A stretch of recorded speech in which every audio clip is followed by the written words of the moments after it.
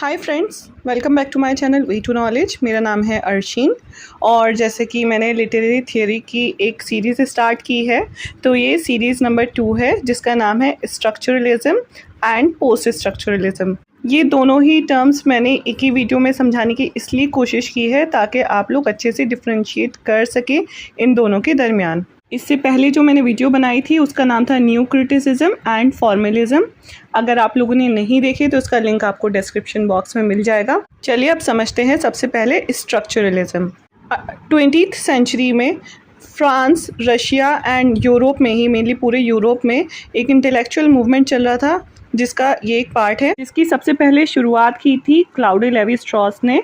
ये एक French anthropologist थे, लेकिन फर्डिनेंड डी सोश्योर ने इसको लैंग्वेज में इंट्रोड्यूस किया। क्योंकि वो एक साइंस के स्टूडेंट रह चुके थे, उन्होंने इससे पहले फिजिक्स एंड केमिस्ट्री पढ़ी और उन्हें लैंग्वेजेस सीखने का बहुत शौक था।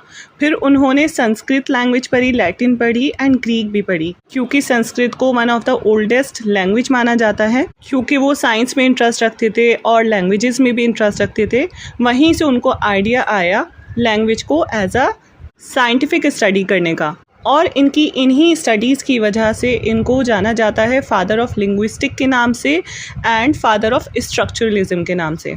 Ferdinand de Saussure structure of language से बहुत ज़्यादा फैसिनेटेड थे और एक साइंटिफिक अप्रोच रखना चाहते थे to study the life of words. अब यूनिवर्सिटी ऑफ जिनेवा में इन्होंने स्ट्रक्चरलिज्म एंड लिंग्विस्टिक्स से रिलेटेड अपने जो भी लेक्चर्स दिए, वो इनके 2 स्टूडेंट्स जो कि इनसे बहुत ज़्यादा इंस्पायर थे उन्होंने लिखे।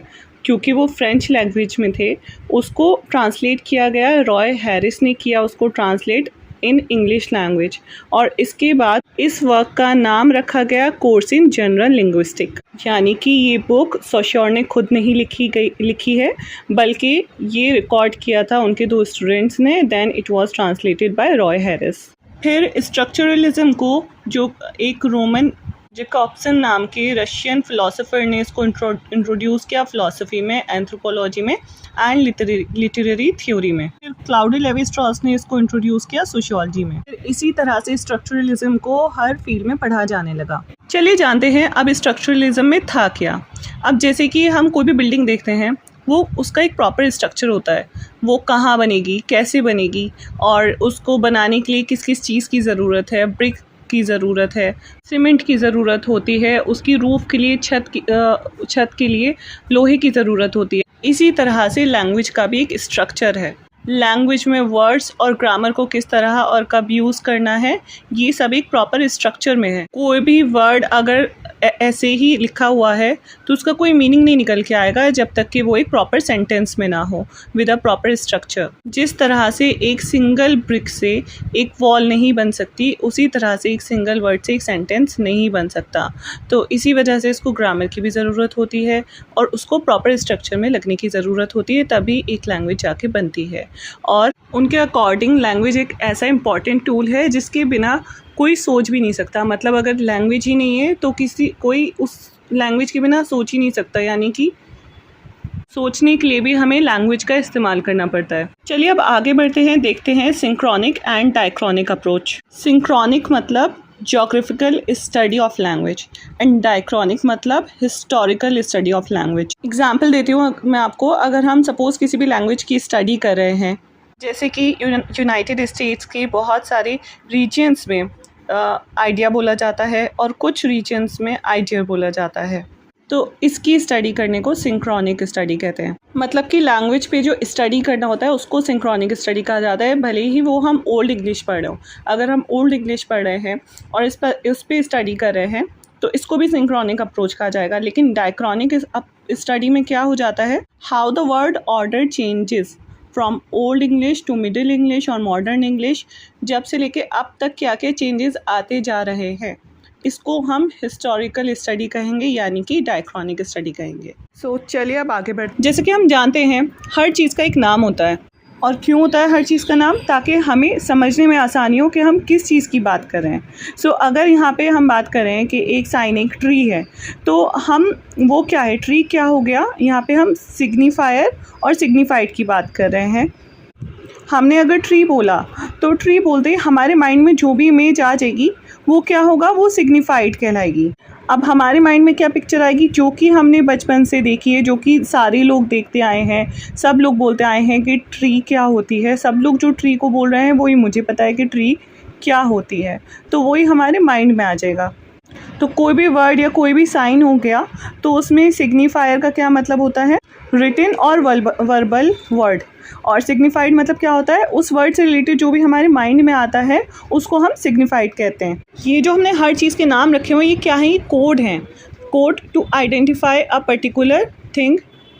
अब इसी तरह से मैं आपको एक और एग्जांपल देती हूँ। जैसे कि हमने कहा टी, तो टी क्या है, मतलब कि चाय। क्या है चाय? चाय एक डिफरेंट चीज़ है कॉफ़ी से। कॉफ़ी से एक डिफरेंट ड्रिंक है जिसको हम चाय कहते हैं। तो हमें एक डिफरेंस समझ में आ गया कि टी अलग है, कॉफ़ी अलग है। दूसरी तरफ हम कैसे डिफरेंशिएट करते हैं बिटवीन द स्कूल बेल। जब स्कूल बेल की रिंग होती है तो एक अलग ही खुशी होती है, और वहीं दूसरी तरफ अगर फायर अलार्म की जो एक साउंड आता है उसकी एक अलग ही टेंशन हो जाती है। क्यों? क्योंकि हम इन दोनों के बीच का डिफरेंस समझते हैं। सो ये सब क्या है, ये एक कोड है जिसकी वजह से जो सब कुछ है वो एक सिस्टम में चल रहा है, सबका एक स्ट्रक्चर है। सपोज़ अगर लैंग्वेज ही नहीं होती, हर चीज़ के नाम नहीं होते और हमें कुछ ग्रामर नहीं होती, तो फिर किस तरह से बातचीत हो रही होती, क्या हो रहा होता। अब हम यहाँ पे सोशोर की दूसरी थ्योरी पढ़ेंगे जिसका नाम है langue and parole. So langue का मतलब क्या होता है, एक सिंपल सी बात है, लैंग मतलब लैंग्वेज।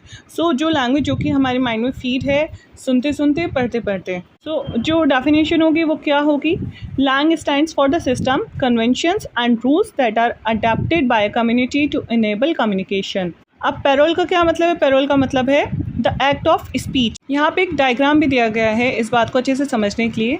वो ये है कि अगर कोई आपसे आपका फ्रेंड मिलने के लिए आ रहा है तो आपके माइंड में क्या है, माइंड में आपके ऑलरेडी सेट है कि जब कोई मिलने आता है तो उसको किस तरह से ग्रीट करते हैं, कैसे रिस्पॉन्ड करते हैं। सो अगर कोई मिलने आया, सो ब्रेन ने हमको एक सिग्नल दिया, लाइक हमने जैसे देखते ही उसको हमारे जो टंग है उससे एकदम निकला हाय हेलो। सो ये जो ब्रेन में जो फीड है हमारे, वो क्या है, वो लैंग्वेज है जो कि अब तक हमने पढ़ी है, अब तक हमने जो भी लिख के समझा है वो सब हमारे ब्रेन में एक स्टोर हो चुका है। और जो हमने बोला वो क्या हो गया, वो पैरोल हो गया। और इसी तरह से जो सामने वाला है वो रिस्पॉन्ड करे कैसे, क्योंकि साउंड की जो वेव्स है वो उस तक जाएंगी, वो उसके जब कान में जाएगी वो ब्रेन में जाएगी, फिर ब्रेन से फिर वो भी रिस्पॉन्ड करेगा थ्रू हिज टंग। सो ये बहुत ईजी सा कॉन्सेप्ट है एक लैंग एंड पैरोल का। एक और चीज़ है बाइनरी पोजीशन, वो हम जब पोस्ट स्ट्रक्चरलिज्म की थ्योरी पढ़ेंगे उसके साथ कंपेयर करके समझेंगे। सो अब जानते हैं कि पोस्ट स्ट्रक्चरलिज्म होता क्या है। तो ये स्ट्रक्चरलिज्म के जस्ट बाद जो एक पीरियड आया था वो पोस्ट स्ट्रक्चरलिज्म कहलाता है, जिसको डीकंस्ट्रक्शन भी कहा जाता है। यहाँ पे डीकंस्ट्रक्शन का मतलब तोड़ना नहीं है, इसका मतलब है किसी भी चीज़ को खोलना और उसमें क्या रह गया है, व्हाट इज़ एब्सेंट, और वो जान करके, यानी कि जो कमी रह गई है उसको जान के, उसको पहचान के और उसके बारे में लिखना या बताना। और ये कब हुआ था, ये 1960 में हुआ था। यानी कि जब स्ट्रक्चरलिस्ट अपनी थ्योरी लिख रहे थे, अपनी अपनी रिसर्च कर रहे थे, तो उन पे अटैक हो रहा था एक न्यू वेव का। यानी कि अटैक न्यू वेव का क्या मतलब है, पोस्ट स्ट्रक्चरलिज्म के जो भी फिलोसोफर्स थे वो अपनी थ्योरीज़ लिख रहे थे, क्या रह गया है वो उसको अपनी थ्योरी से कवर करना चाह रहे थे, जिसमें नाम आता है Michel Foucault, Jacques Derrida, Marxist philosopher Louis and literary critic Roland Barthes का। Father of post structuralism Derrida को ही माना जाता है, और Claude Levi Strauss, Jacques Lacan, Roland Barthes and Michel Foucault को गैंग्स ऑफ फोर भी कहा जाता है स्ट्रक्चरलिज्म का। जैसे कि पोस्ट स्ट्रक्चरलिज्म को डीकंस्ट्रक्शन भी कहा जाता है। तो अब हम सबसे पहले देखेंगे डीकंस्ट्रक्शन ऑफ बाइनरीज। जो बाइनरी पोजीशन की सोशोर ने थ्योरी दी थी उसको किस तरह से तोड़ के उसमें एब्सेंस को पहचाना गया और उसको किस तरह से एक्सप्लेन किया गया।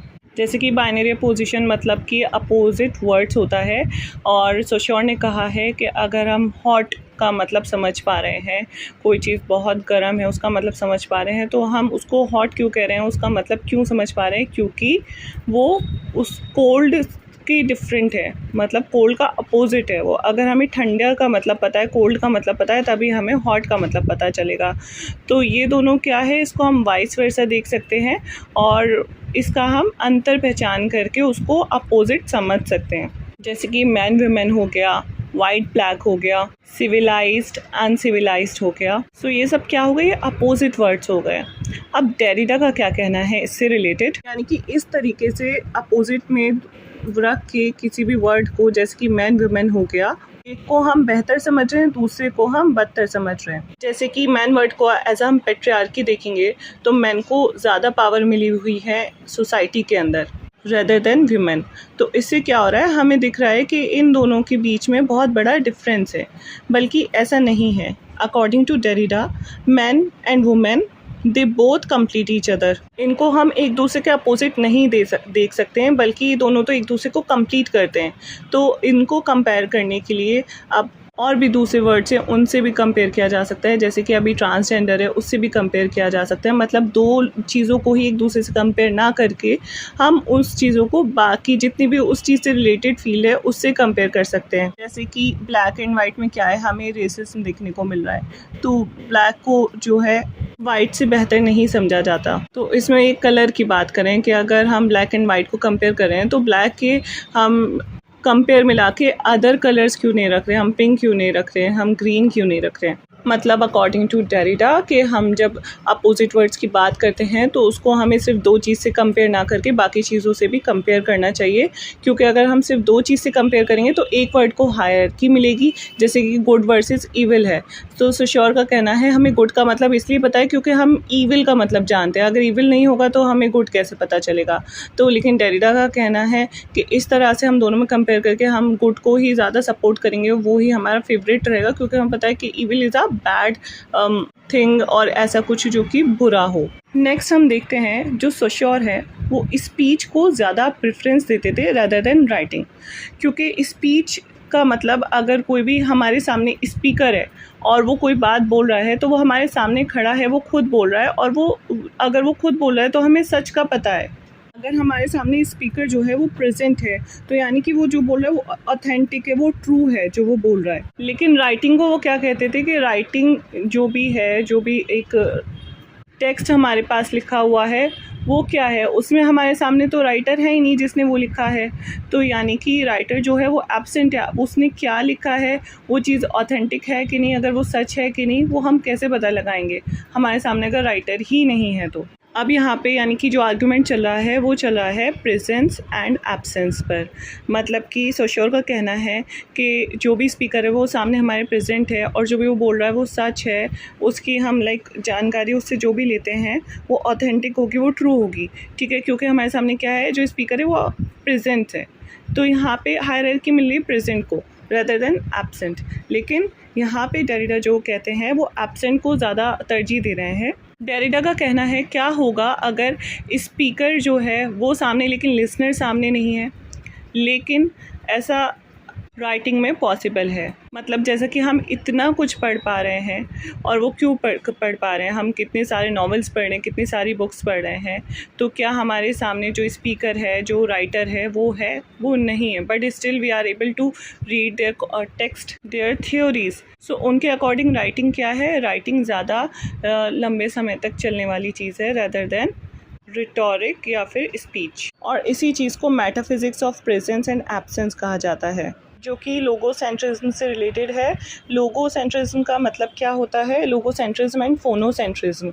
लोगोसेंट्रिज्म मतलब राइटिंग एंड फोनोसेंट्रिज्म मतलब the word spoken. According to Derrida, when speech fails to protect presence, writing becomes necessary. अब नेक्स्ट हम चलते हैं एक और हमारे पोस्ट स्ट्रक्चरलिस्ट की तरफ, जिनका नाम था रोलैंड बार्थ्स। इन्होंने अपना एक वर्क लिखा था the death of the author, जिसमें उनका मतलब था, उनके कहने का मतलब था, death of the author is the birth of the reader. अब जैसे कि इस वर्क का नाम है the death of the author, बहुत ही डीप मीनिंग के साथ है ये।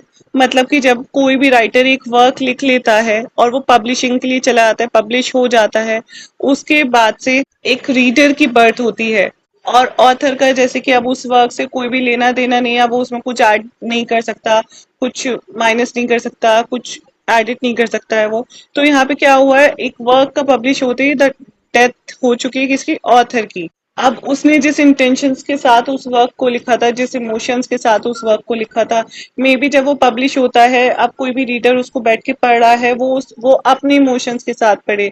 कोई भी रीडर है उसके पॉइंट ऑफ व्यू अलग होगा, उस वर्क को पढ़ने का वो दूसरे नजरिए से देख रहा होगा उस वर्क को। तो इसी वजह से उन इन्होंने जो एक टर्म दिया था, ये था अपने वर्क को the death of the author. अब नेक्स्ट इनकी थ्योरी की तरफ चलते हैं हम, एक कॉनोटेशन एंड डिनोटेशन। सब चीजें आप लोग बहुत ही आराम आराम से समझिए, स्टॉप कर करके देखिए वीडियो को और ध्यान से देखिए, क्योंकि सब कुछ मर्ज ना हो जाए, ऐसा ना हो आप लोग पजल हो जाए। अब जैसे कि हमने सोश्योर का पढ़ा था, सिग्निफायर एंड सिग्निफाइड। सिग्निफायर का मतलब क्या था? सिग्निफायर था कोई भी वर्ड, कुछ भी नाम, ठीक है। सिग्निफाइड था उस नाम के लिए थे हमारे माइंड में क्या इमेज आ रही है। Suppose if we are saying rose, तो हमारे माइंड में रोज फ्लावर आ जाएगा, ठीक है। लेकिन यहाँ पे जो रोलैंड बार्ट्स थे वो कह रहे थे कि अगर हम रोज कह रहे हैं तो हो सकता है कि हमारे माइंड में रोज ना आए, रोज की बजाय हमारे माइंड में उससे रिलेटेड वो किसको रिप्रेजेंट कर रहा है, रोज रिप्रेजेंट कर रहा है लव को। तो किसी भी वर्ड का जो एक्चुअल मीनिंग हो गया उसको हम डिनोटेशन कहेंगे। अगर हम रोज कह रहे हैं और रोज हमारे माइंड में आ रहा है, फ्लावर आ रहा है, तो ये हो गया डिनोटेशन, ठीक है। और उससे रिलेटेड कोई भी फीलिंग, आइडिया या कल्चरल मीनिंग हमारे पास निकल के आ रहा है उस वर्ड से रिलेटेड, तो उसको कहेंगे हम कोनोटेशन। एक और मैं आपको एग्जांपल दे देती हूँ। अगर हम कोई भी रिंग देख रहे हैं, मूवी सीन देख रहे हैं, वहां पे हमें रिंग देखने को मिल रही है, तो रिंग क्या है? रिंग डिनोट करिए, मतलब उसका जो रिंग तो डिनोट करिए रिंग को, लेकिन उसका जो कोनोटेशन निकल के आता है वो होगा, हो सकता है वो एंगेजमेंट, मैरिज या फिर प्रपोजल या फिर मनी को कोनोट कर रही हो। सो यहाँ पे हमने अब डिनोटेशन एंड कोनोटेशन भी समझ लिया है। अब पोस्ट स्ट्रक्चरलिज्म में डेरिडा ने अपने एक टर्म इन्वेंट की थी जिसका नाम था डिफरेंस। तो यहाँ पे उन्होंने डिफरेंस ना लिख के डिफरेंस का इस्तेमाल किया, जिसका फ्रेंच में मतलब होता है differ and defer both. Differ मतलब दो बीचों के दो वर्ड्स के बीच में जो भी डिफरेंस है, जो भी अंतर है, वो हो गया। और डेफर मतलब हो गया the act of delaying, postponement, जो कि चलता रहे। अब इस बात को मैं आपको एग्जांपल्स देके एक्सप्लेन करती हूँ ताकि और बेहतर तरीके से आप लोगों की समझ में आ जाए। तो सोश्योर जैसा कहते थे कि sign is made up of meaningful image और ऑब्जेक्ट। मतलब सोश्योर कहते थे कि अगर कोई एक साइन है तो उसकी एक मीनिंगफुल इमेज हमारे माइंड में आ जाती है, तभी हम उसको बाकी चीजों से अलग कर पाते हैं, समझ पाते हैं कि ये चीज इस चीज से अलग है। डेरिडा ने इसी थ्योरी में अपना एक स्टेप आगे बढ़कर बोला है कि जब आप कभी भी एक साइन को देखते हो, एक इमेज को देखते हो, तो वो आपको कनेक्ट करती है एक दूसरी इमेज से, फिर वो दूसरी इमेज आपको कनेक्ट करती है एक तीसरी इमेज से। फॉर एग्जाम्पल, अगर हमने डिक्शनरी में एक वर्ड सर्च किया लेटर, तो उसके 3-4 मीनिंग्स डिक्शनरी में लिखे हुए आ जाएंगे। फिर जब हम लेटर के मीनिंग पे जाएंगे, उसका एक मीनिंग आ जाएगा उसका मैसेज। फिर हम जब मैसेज का मीनिंग देखेंगे तो वो हमें दूसरे वर्ड से कनेक्ट कर देगा। सपोज हम लॉयन की इमेज देख रहे हैं, तो लॉयन की इमेज से हमारे माइंड में क्या आएगा? Because lion is the king of the jungle, हमारे माइंड में किंग की इमेज आएगी। फिर जब हमारे माइंड में किंग की इमेज आएगी तो फिर किंग को क्या पहनाया जाता है? क्राउन पहनाया जाता है उसको। तो हमारे माइंड में फिर वो इमेज दूसरी इमेज को रिलेट करेगी। और फिर क्राउन का मतलब क्या होता है? क्राउन का मतलब होता है जिसके सर पे क्राउन है वो पूरे नेशन पे रूल करता है। तो इस तरह से इमेज जो है वो एक के बाद एक कनेक्ट होती जाती है दूसरी इमेजेस से या फिर दूसरे मीनिंग्स से। तो यहाँ पे सोश्योर से इनकी थ्योरी अलग हो रही है regarding the sign and the meaning of that sign.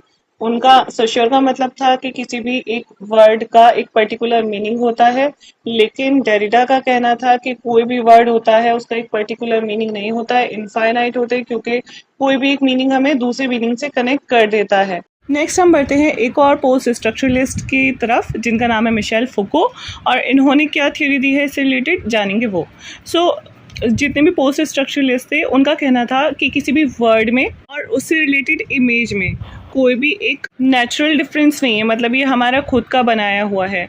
Suppose अगर हम पेन को पेन कह रहे हैं, क्यों कह रहे हैं? क्योंकि इसका कोई नेचुरल नाम नहीं था कि मतलब चला ही आ रहा हो, ये हम लोगों ने बनाया है। पेन को दूसरी कंट्री में कुछ और कहा जाएगा, तो ये सब क्या है? ये हमने खुद बनाए हैं। एक इमेज है, एक पेंटिंग है जिससे वो बहुत ज़्यादा इंस्पायर्ड थे, जिसका नाम है this is not a pipe by Rene Magritte. ये पिक्चर अगर आप देखेंगे तो ये किसकी है? इसमें एक पाइप बना हुआ है, लेकिन इसके नीचे क्या लिखा हुआ है? This is not a pipe. तो एक्चुअली में इसका मतलब क्या निकल के आ रहा है कि जो वो ड्राइंग है वो सच में तो पाइप नहीं है ना, राइट। जो आर्टिस्ट है उसने ठीक ही तो कहा है, this is not a pipe, but ये पेंटिंग रिप्रेजेंट कर रही है एक इमेज को जो कि पाइप की इमेज है, लेकिन एक्चुअली में तो ये पाइप नहीं है ना, सच में तो वो पाइप नहीं है ना, वो सिर्फ एक इमेज है पाइप की। सो इसी वजह से इसका नाम लिखा है this is not a pipe. वहीं दूसरी तरफ जो सोशियोर थे, जो कि स्ट्रक्चरलिस्ट थे, उनका मानना था कि एक कोई भी वर्ड और उसकी इमेज के बीच में एक रिलेशन होता है, यानी कि एक फिक्स्ड मीनिंग होता है। लेकिन जो पोस्ट स्ट्रक्चरलिस्ट थे वो क्या थे, कोई भी चीज़ फिक्स नहीं है, टाइम टू टाइम चेंजेस आते हैं। सो ये थी हमारी स्ट्रक्चरलिज्म एंड पोस्ट स्ट्रक्चरलिज्म के बीच में जो भी डिफरेंस है वो मैंने क्लियर करने की कोशिश की है। आई होप कि वीडियो पसंद आई होगी, क्योंकि मैंने इसके लिए बहुत ज़्यादा मेहनत की है। अगर पसंद आई है तो लाइक एंड शेयर ज़रूर करें, and don't forget to subscribe my channel. Thank you.